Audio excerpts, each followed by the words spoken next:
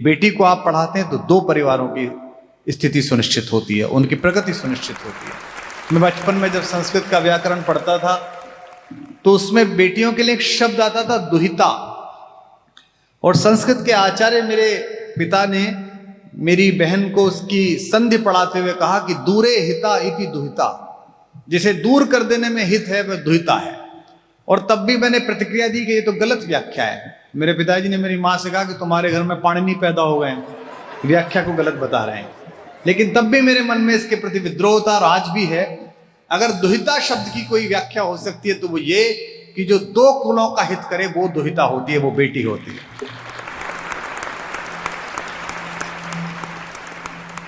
BL साहब, आपने इतना परिसर बनाया, स्विमिंग पूल बनाया, मैं आपकी पूरी रेंज देख के आया। एनसीआर में रहता हूं, राजधानी क्षेत्र में, विश्व के कुछ देशों में शिक्षा देखने भी लिए गया हूं। संयोग से या दुर्योग से राजनीति में भी कुछ दिन गया था। चूंकि यहां सांसद महोदय बैठे हैं, विधायक जी बैठे हैं, पूर्व विधायक जी बैठे हैं, जज साहिबान बैठे हैं, मुझे सत्य बोलने की बीमारी और चस्का है। यह आपका काम नहीं था। शिक्षा के लिए इतना सुंदर परिसर बनाना आपका काम नहीं था। अस्पताल बनाना किसी का काम नहीं था। ये स्टेट के काम थे, ये राज्य के काम थे, ये शासन के काम थे। और ये अक्सर सरकारों के सामने बोलता रहा हूं। पुरुषार्थ पूर्वक इस देश का नागरिक 100 रुपए कमाता है। मुझ जैसे एक सामान्य अध्यापक के लड़के ने, जिसने इंजीनियरिंग से मुंह मोड़कर कविता की तरफ प्रयाण किया, मैंने अपनी योजना, अपनी प्रतिभा, अपनी क्षमता, जो भी वाग्देवी का वरदान था, उसका प्रयोग करते हुए अगर 100 रुपए कमाए तो सरकार ने मुझसे कहा कि प्रभु, ये आपने जो 100 रुपए कमा लिया, आपके पास ज्यादा हो गए, इनमें से 37 रुपए 37 रुपए दे दीजिए। तो मैंने कहा चलिए ले लीजिए, क्या करेंगे? बोले इसमें स्कूल बनाएंगे, इसमें सड़क बनाएंगे, इसमें अस्पताल बनाएंगे। मैंने दे दिए। उसके बाद मैंने और पुरुषार्थ करा, थोड़े और पैसे कमाए तो मैंने अपने ऑफिस के लोगों से कहा भाई एक गाड़ी खरीद के लाओ। बहुत मेहनत की है जिंदगी में, रोडवेज की बसों में धक्का खाया है, 3 टायर में चले, अब कार में चलेंगे, मर्सिडीज में। तो उन्होंने कहा ठीक है साहब, कितने पैसे की आएगी? 1 करोड़ रुपए की। मैंने कहा ये लो चेक। बोले नहीं नहीं, 1 करोड़ 28 लाख दीजिए। मैंने कहा 28 लाख किसके? बोले वो सड़क जिस पे आप चलेंगे। मैंने कहा उसके तो 47 रुपए ले चुके। बोले नहीं नहीं, सड़क के अलग से लगेंगे। मैंने दे दिए।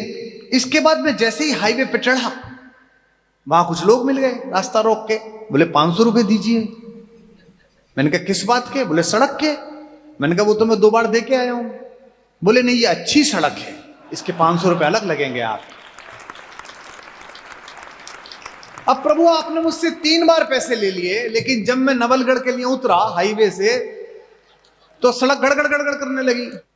तो भाई जब 3 बार पैसे लिए तो वहां भी एक आदमी खड़ा करो, राजकुमार जी 500 रुपए वापस दे के आपसे पैसे ले लिए थे, पैसे वापस कर रहे हैं। This was not meant for state. दुख का विषय, ये काम समाज का नहीं था, ये काम टैक्स लेने वाली सरकारों का था। लेकिन मैं उन लोगों को दोनों हाथ सलाम करता हूं कि जो हमारे ही द्वारा निर्वाचित शासन के फेल हो जाने पर इन नौनिहालों की आंखों के सपनों के लिए अपने सपने कुर्बान करके इतना सुंदर और विशाल परिसर डेवलप करते हैं। एक छोटी सी बात मुझे अध्यापकों से करनी है, अध्यापिकाओं से करनी है। बहुत पहले प्रोग्राम करने के लिए गया पंजाब में एक विश्वविद्यालय में, तो उन्होंने मुझसे कहा कुमार जी, हमारी यूनिवर्सिटी 700 एकड़ में फैली हुई है। तो मैंने कहा अच्छी बात है जी। फिर उनके मैं चैम्बर में गया तो मंच पे जाने से बोले कुमार साहब 700 एकड़ में फैली हुई, इंजीनियरिंग कॉलेज है उनका। मैंने कहा अच्छी बात है साहब। फिर मैं माइक पर खड़ा होकर कविताएं सुना रहा था, बोल रहा था, फिर वो नीचे से कहने लगे 700 एकड़। तो मैंने कहा जी मैकेनिकल इंजीनियरिंग कितने बड़े खेत में पढ़ाते हो? आगे आगे बच्चा दौड़ रहा है, पीछे पीछे प्रोफेसर दौड़ रहा है। क्या ऐसा कुछ होता है क्या? बिल्डिंग्स माध्यम हो सकती हैं, लेकिन इसमें से बीज का परिरक्षण होगा। वो जो 2 हथेलियां हैं वो इन शिक्षिकाओं की हैं, अध्यापिकाओं की हैं, जो दीप प्रज्वलन कर सकती हैं। चेयरमैन साहब, बीएल साहब अच्छा परिसर दे सकते हैं, एयर कंडीशन लगा सकते हैं, स्विमिंग पूल कर सकते हैं, लेकिन उस बच्चे के अंदर यह तितिक्षा पैदा करना, यह युत्सा पैदा करना, यह अभिप्सा पैदा करना कि मुझे इस स्विमिंग पूल में उतरकर दुनिया की पहले नंबर की तैराक बनना है, वो उसकी स्पोर्ट टीचर कर सकती है। हिंदी की कक्षा में बैठने वाली बच्ची के मन में यह बात पैदा करना कि मुझे महादेवी वर्मा की और मीरा की परंपरा की दुनिया की सबसे बड़ी कवित्री बनना है, यह हिंदी के अध्यापिका कर सकती है। हम सब अपने अध्यापकों के संवारे हुए हैं। अगर मैं इंजीनियरिंग नहीं कर पाया तो उसका कारण मेरे अध्यापक हैं, और अगर मैं हिंदी में कविताएं कर पाया तो उसका कारण भी मेरे अध्यापक हैं। अगर मैं विश्व भर के 25-30 देशों में जाकर अपनी बात कह पाया, चाहे हिंदी में चाहे अंग्रेजी में, तो उसका कारण भी मेरे अध्यापक हैं। क्योंकि एक समय आता है, आप सब जानते हैं जो यहां अभिभावक बैठे हैं, कि अध्यापक, यह समय अजीब आ गया है कि जब छोटे बच्चे के हाथ में मोबाइल है और वो गुरु से ज्यादा गूगल पर भरोसा करता है। लेकिन एक समय हमारे परिवारों में, अब भी मध्यम वर्गीय में, यह है कि अध्यापक की मान्यता घर के लोगों से ज्यादा है। मेरी छोटी बेटी एक स्कूल में पढ़ती थी, छोटी क्लास में पढ़ती थी, 3री-4थी क्लास में। उसको जो बच्ची पढ़ाती थी वो BA B.Ed कोई लड़की रही होगी जो DPS में हिंदी पढ़ाती थी। उसने एक वर्तनी अशुद्धि कर दी, और मैं हिंदी का प्रोफेसर 17 साल से हिंदी पढ़ा रहा था महाविद्यालय में, यूनिवर्सिटी एजुकेशन में। मैंने अपनी बेटी से कहा अचानक कि बेटा ये स्पेलिंग ठीक नहीं है, वर्तनी ठीक नहीं है। तो उसने मुझसे कहा आप चुप रहो, आपको पता नहीं मेरी मैडम ने लिखवाई है। आप ज्ञानपीठ पालो, आप नोबेल पुरस्कार पालो। बच्ची के लिए, बच्चे के लिए अंतिम अधिकृत विद्वान उसका शिक्षक होता है। और शिक्षक के अंदर यह आत्मगौरव लाना कि वो इस राष्ट्र का निर्माण कर रहा है, जैसा चेयरमैन साहब कह रहे थे, वो कैसे आएगा? वो आएगा अभिभावकों का उसके प्रति आदर का भाव देखकर। मुझसे अक्सर लोग कहते हैं, बुरा मत मानिएगा BL साहब, और मैं आशा करूंगा आप आगे भी बढ़ाएं इन स्कूलों को। आज मेरे कवि के हाथों आपने इस विद्यालय का उद्घाटन कराया है। मैं बच्चों में वही तेजस्विता के बीजारोपण का प्रयास मात्र कर रहा हूं। जिस दिन मुझसे कहते हैं कि स्कूल अच्छा कैसे बनेगा, एजुकेशन अच्छी कैसे होगी, बहुत सारे मेरे दोस्त मिलते हैं जिन्होंने बड़े बड़े स्कूल बनाए। कुमार साहब आपने तो शिक्षा में इतना काम किया, कैसे बनेगा? इंजीनियरिंग कॉलेज के मालिक मुझसे कहते हैं, तो मैं उनसे एक ही बात कहता हूं, जिस दिन कॉलेज के प्रबंधक और चेयरमैन का केबिन छोटा और प्रिंसिपल का केबिन बड़ा हो जाएगा, उस दिन यह प्रक्रिया प्रारंभ हो जाएगी। Ownership of this institution lies with the teacher only. आपने एक पोडियम तैयार किया है BL साहब, जिस दिन आपको 10 साल बाद, 15 साल बाद दुनिया के किसी दौरे में घूमती हुई कहीं एक भारतीय लड़की मिलेगी, गूगल की 2री-3री पोजीशन पर, पहली पोजीशन पर, आप लूसन लेक पर घूम रहे होंगे स्विट्जरलैंड में, आप वेनिस में घूम रहे होंगे, गंडोला में, आप फ्लोरेंस की गलियों में होंगे, और वो दौड़ती हुई आपको पहचान करके कहेगी, सर मैं आपके स्कूल में पढ़ी हूं, दुनिया की सारी पद्मश्रीयां छोटी लगेंगी, दुनिया के सारे भारत रत्न छोटे लगेंगे। ये जो अध्यापक के अंदर आत्मविश्वास पैदा करना है कि तुम कुछ बड़ा काम कर रहे हो। मैं देखता हूं कि एक नायब तहसीलदार की चाल में खनक है, एक दरोगा की चाल में आत्मविश्वास है, लेकिन गवर्नमेंट कॉलेज के प्रोफेसर साहब की चाल में आत्मविश्वास नहीं है। वो इसी प्रॉब्लम में उलझे पड़े कि सरकार कांग्रेस की आएगी तो रूखटा की चलेगी, और भाजपा की आएगी तो रूखटा रा की चलेगी। उनका सारा शोध इसी विषय में है कि ट्रांसफर कैसे बचेगा, जैसलमेर कैसे चला जाऊंगा, डूंगरगढ़ कैसे चला जाऊंगा। उसके आत्मविश्वास की हत्या मिलकर की है इस पूरी व्यवस्था ने। एक तेजस्वी अध्यापक क्या बना सकता है, यह भारत का इतिहास भी बताता है और विश्व का इतिहास भी बताता है। सिकंदर भारत की तरफ चला था तो कोई योद्धा नहीं चला था, महान गुरु अरस्तु की परंपरा चली थी। और जब वो आधी लड़ाई सिल्यूकस के हाथ में छोड़कर गया था, तो लड़ाई सिल्यूकस और चंद्रगुप्त के बीच नहीं थी, दो गुरुओं के बीच में थी। एक यूरोप का गुरु था जिसका नाम अरस्तु था, और एक भारत का गुरु था जिसका नाम कौटिल्य चाणक्य था, और इस लड़ाई में भारत का गुरु जीता था। विद्या देने के लिए आत्मदीप्ति चाहिए, विद्या देने के लिए यह आत्मविश्वास चाहिए जो मेरे पिता के पास है। 87 साल की आयु में आपकी अदालत का एपिसोड हो या आपके किसी कार्यक्रम की क्लिप हो, वो आज भी अधिकारपूर्ण तरीके से मुझे फोन करके बोल देते हैं, मूर्ख हो तुम। क्या मूर्खतापूर्ण उच्चारण कर रहे थे, इसका उच्चारण यह नहीं यह होता है। और वो पाणिनि का एक सूत्र साथ में बताते हैं, और मैं बिल्कुल जिज्ञासु विद्यार्थी की तरह कहता हूं, जी जी जी अगली बार याद रखूंगा। यह आत्मविश्वास जो मेरे पिता में है, यह आत्मविश्वास अगर गुरु में आ जाएगा बच्चे के प्रति, और यही विनम्र भाव बच्चे में आ जाएगा, तो मेरी जिव्या पर माता सरस्वती कृपा करें, मैं ये कह सकूंगा आने वाले 15-20 वर्षों में दुनिया में और पूरे भारत में कुछ बच्चियों से मिलकर कि मुझे गर्व है बिटिया कि तुम्हारे कॉलेज के पहले दिन उसका उद्घाटन करने के लिए मैं गया था तुम्हारे साथ। इसीलिए आज जब रिबन काटा जाने वाला था और BL सर ने कहा कि आप इसका रिबन काटिए, तो मेरे साथ जो बच्ची चल रही थी, जो इन्होंने ड्रिल की एक बच्ची लगाई थी, मैंने वो कैंची उसके हाथ में दे दी। मैंने कहा बिटिया तुम काटो। मैं तो जानता भी नहीं कौन बच्ची थी। मैंने कहा आप काटो, वो स्कूल की बच्ची है। क्योंकि एक छोटा सा उत्प्रेरण, एक छोटा सा कैटलिज्म बच्चे का जीवन बदल सकता है। और ये याद रखिए कि शिक्षा से नहीं कुछ होगा, विद्या से होगा, संस्कृति और परंपरा के ज्ञान से होगा। यहां सदन में प्रतिनिधित्व करने वाले स्वामी जी बैठे हैं, वे इस बात से भी सहमत होंगे और मैं अपनी बात का अनुमोदन उनके माध्यम से चाहूंगा। शिक्षा से अगर सब कुछ ठीक होता, क्योंकि मैं तो भुक्तभोगी हूं, मैंने 2 लोगों के साथ काम किया। सामाजिक आंदोलन मैंने एक चौथी फेल आदमी के साथ किया, जो चौथी पास था, केवल महाराष्ट्र का रहने वाला। और राजनीति मैंने एक ऐसे आदमी के साथ की जो भारत की सर्वोच्च एजुकेशन लेकर आया हुआ था। और मैंने दोनों की सोच में अंतर देखा, दोनों की व्यवहार विधा में अंतर देखा। शिक्षा से नहीं होगा, विद्या से होगा। जो चेयरमैन साहब ने कहा कि हमारा अंतिम लक्ष्य यह रहना चाहिए कि हम राष्ट्र की, इस मनुष्यता की सेवा में अपना यत्किंचित योगदान दे रहे हैं, यह कृतार्थ भाव, यह विनम्रता जिस दिन आपके और मेरे अंदर आ जाएगी, उस दिन अपना काम प्रारंभ हो जाएगा और देश महान जहां दिशा में जाना है वहां पहुंचना प्रारंभ हो जाएगा। तो यहां जो मेरी बहनें बैठी हैं, जो कल से इस महाविद्यालय में, इस विद्यालय में अभी से जो शिक्षा का काम दे रही हैं, मैं उनसे यह निवेदन करना चाह रहा हूं, अपने वेतनमान से अपने अस्तित्व की तुलना कभी मत करना।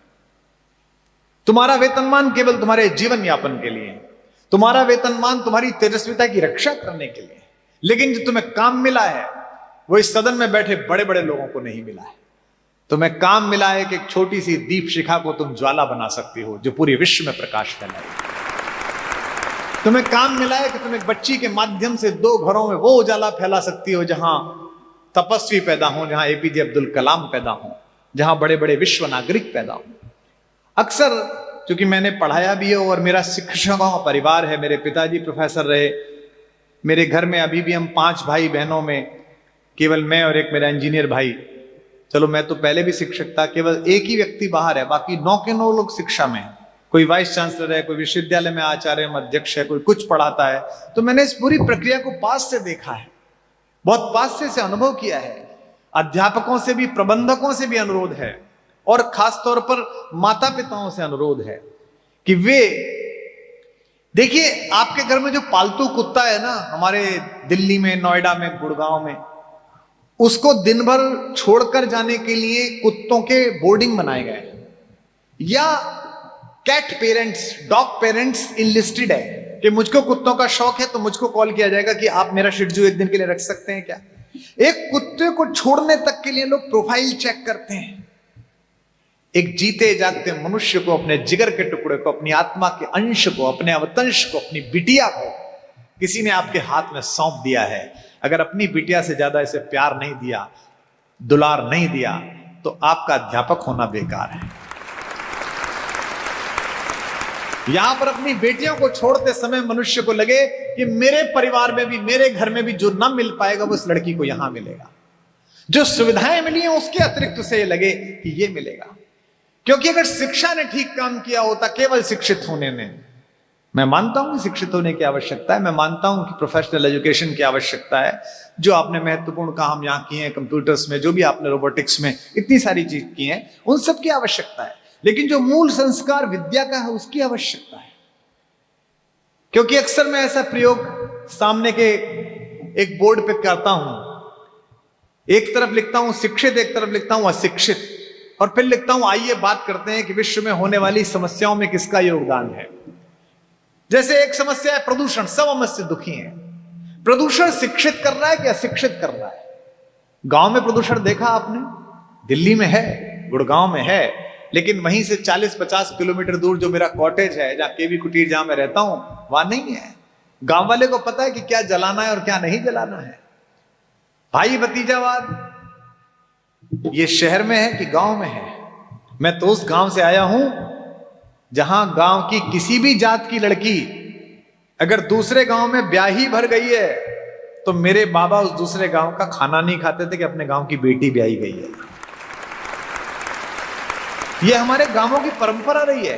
तो भाई भतीजावाद शहर में ज्यादा है कि गांव में ज्यादा है? भ्रष्टाचार शिक्षा के कारण है या अशिक्षा के कारण है? शिक्षित आदमी ने बताया कि भ्रष्टाचार कैसे होगा। अशिक्षित तो नहीं बताया। इसका मतलब क्या है? गांव का आदमी शिक्षित नहीं है लेकिन विद्या संपन्न है। उसे पता है कि ये लोभ है, इससे दूर रहना है। उसे पता है कि ये लालच है, इससे दूर रहना है। उसे पता है ये अनाचार है, इससे बचना है। हम उस परंपरा में पैदा हुए जिस गांव को हम आजकल डिस्कार्ड करते हैं, जहां विदा होने से पहले यहां सीनियर सिटीजन्स बैठे हैं, बड़े लोग बैठे हैं, 70 पार करने वाले लोग बैठे हैं। गांव का बूढ़ा बढ़ता था तो अपने चारों बेटों तीनों बेटों को बुला के बोलता था फुसफुसाते हुए स्वर में कान में कि फला रिश्तेदार के 300 रुपए बकाया है, उसके इतने रुपए बकाया है, बेटा ये दे देना। यानी कि किसी का 1 रुपया हमारे पास न रह जाए पृथ्वी छोड़ते समय। इस संकल्पना के देश में अगर लोग सरकारों और बैंकों को लूट कर लंदन भाग जाते हैं और सुनते हैं कि वो शिक्षित हैं, वो अच्छे हैं, तो लानत है ऐसी शिक्षा पर। फिर उन्हें किसने सिखाया? इसलिए बीएल साहब ये सब आप बहुत अच्छा कर रहे हैं। इसके साथ एक छोटा काम और करिएगा। शायद स्कूल एजुकेशन में यहां है या नहीं है, नहीं हो तो आप लागू करा लीजिए। यहां नैतिक शिक्षा की व्यवस्था कराइए। बच्चियों को पता चले कि नैतिकता की परिभाषा क्या है। मैं रूढ़िवादी नहीं हूं, मैं किसी वेशभूषा से नैतिकता का निर्धारण नहीं करता हूं और ऐसा करना भी नहीं चाहिए। लेकिन हां, इस संस्कृति के इस जो आर्ष तत्व इसमें हैं, जो इसकी संजीवनी शक्तियां इसमें हैं, वो कैसे हम अपनी बेटियों में निरूपित करें और उससे भारत का भविष्य अच्छा हो सके, विश्व मानवता का भविष्य अच्छा हो सके, यह हमें पता चले। क्योंकि उदारता के नाम पर, उदारीकरण के नाम पर, ग्लोबलाइजेशन के नाम पर, सीमाएं बड़ी करने के नाम पर जो जो पहुंचा है हमारे देश में, वो सब वो है जो डिस्कार्डेड है। एक पंक्ति कहता हूं, आपको ठीक लगे तो मुझे सूचित कीजिए, क्योंकि आप अंधकार में हैं। वेस्ट से बहुत लिया जा रहा है। मैं कहता हूं वेस्ट का वेस्ट मत लीजिए, वेस्ट का बेस्ट लीजिएगा। हमारे पास सब वेस्ट का वेस्ट है। वो पैक फूड खा रहे हैं तो हम भी पैक फूड खा रहे हैं। उनके हर सीरियल में, उनकी कोई फिल्म देख लीजिए, हॉलीवुड की दुनिया की कोई फिल्म देख लीजिए, दिन हो कि शाम हो, परिवार के छोटे बड़े हाथ में एक वाइन का गिलास, एक विस्की का गिलास लिए घूमते रहते हैं। भाई वो इसलिए घूमते रहते हैं कि वह जाड़ा पड़ता है। स्पेन में, बेल्जियम में -7 -8 है। यूरोप के कुछ हिस्सों में चले जाइए, क्या बुरा हाल है। लेनिनग्राड चले जाइए, क्या बुरा हाल है। शराब के बिना जीवन नहीं है। यहां तो तुम 48 डिग्री में रह रहे हो और तुमने यही सीख लिया है। पानी नहीं था वहां पर तो वो टिश्यू पेपर लिया है, नहाने में भी, खाने में भी, जाने में भी। यहां तो पानी ही पानी है। उसके बाद एक आइसक्रीम खाती हैं 2 लड़कियां, 25 टिश्यू पेपर खटखट खटखट खट। सामने वॉश बेसिन लगा हुआ है, हाथ नहीं धो सकते हैं आप, क्योंकि हमको आदत पड़ गई है कि साहब जो करता था वो हमको करना है। और साहब देश में आया था मालिक बनकर, कोड़े फटकारता हुआ चला गया, लेकिन उसकी मानसिकता बच गई है।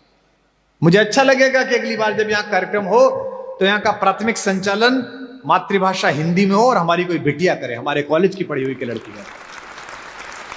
अंग्रेजी कौन सी ऐसी भाषा है, कौन सी महान भाषा है जी, 26 वर्ड्स अक्षरों की। मैंने भी सीखी है, ग्रेजुएशन में मैंने विश्वविद्यालय टॉप किया अंग्रेजी में, लेकिन मैं हिंदी का विद्यार्थी हूं और इसलिए प्रेम नहीं करता कि इस भाषा ने मुझे मान दिया, सम्मान दिया। मेरे परिवार पर जो भी लक्ष्मी की हेतु कृपा आई, इस भाषा की वजह से आई।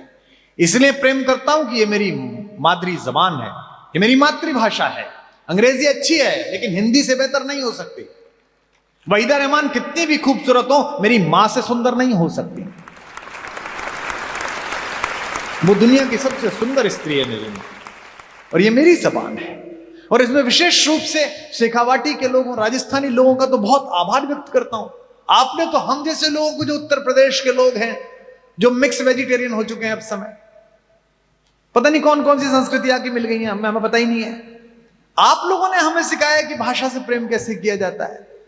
मैं दुनिया के किसी भी हिस्से में उतरता हूं, जॉन एफ कैनेडी उतरता हूं न्यूयॉर्क, हीथ्रो उतरता हूं लंदन, या चांगी उतरता हूं सिंगापुर, कहां उतरता हूं, 5 जो लेने वाले आते हैं आयोजक, उनमें से 2 जरूर पूछते हैं थे कठी का हो जी। तो मैं समझ जाता हूं मैं तो कहीं का हूं, ये वहीं का है।